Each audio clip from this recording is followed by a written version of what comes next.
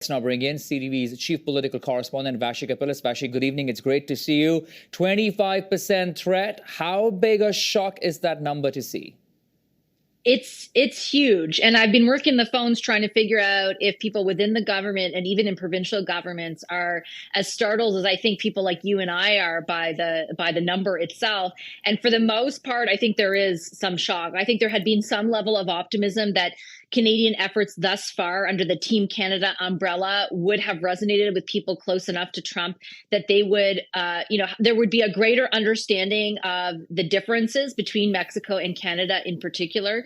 And I think the value of Canadian exports to the U.S., and I'm in particular talking about oil, right? We supply so much of the U.S.'s own supply or intake of oil. So I think there had been a certain level of optimism that at the very worst, maybe there'd be a 10% tariff, but that energy exports from Canada would be exempt from that.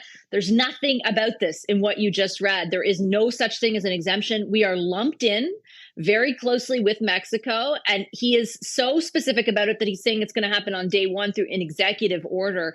I can't imagine him rolling that back at this point. So then the question becomes, what does the federal government do? What does Canada do? Do they hearken back to the first iteration of Trump and the threat of, or the imposition rather, of 25% tariffs on aluminum and steel and impose counter tariffs? What does that do to our economy? It's just a real, it's a shocker to the system and I think to the economic system as well, potentially. It sure is a shocker. Like you said, 25% is a number we weren't expecting to see anyway. But Vassy, the fact that this announcement on his social media comes with some conditions, there are caveats attached. He says, until, for example, invasion of our country doesn't stop. He's talking about drugs need to stop. And all of this, as we know, has been in the discussion with this incoming administration. But all of this also takes a lot of time. It's not something that can actually happen with the stroke of a pen.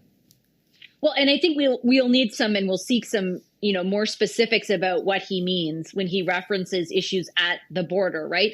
There is a different set of issues at the Canadian border than there is at the southern border with Mexico. I think that we as Canadians, and particularly those in government, have been sort of reassured by the idea that if you just look at the volume of people or issues at the border, you're going to see that the volume at the southern border with Mexico far exceeds anything happened at the Canadian one. But we got some signals, to be fair, Akshay, since Donald Trump was elected, from the person that he chose to be his border czar, who very clearly said, I have worries about the northern border. I have worries about human smuggling, about the number of people who are kind of smuggled across from Canada into the United States. We have concerns about fentanyl. Like, they have raised these concerns, whether we believe they're fully substantiated or not. The signals were there. It's very interesting, and I'm glad you pointed out that they are being so inextricably tied to decisions on trade, right? He's worried about the border. Like, what exactly is Canada, going to be required to do in order to secure some kind of exemption from these tariffs? Or does he have his mind set on them? And then we have to enter into what do we do in response, aka a counter tariff. One other question before we move on, Vassy. The fact that in the past also we have seen Canada sort of responded to this when there was this trade war, I can call it, between the U.S. and Canada when Trump was in White House. But the possibility of this, how much do you think this is just a threat? Because we know, as Donald Trump has said in the past, he wants to renegotiate NAFTA, and that's going to happen in 2026. Well, I think we just don't have a choice about whether or not to guess. I think everyone has to operate under the assumption that he means what he says.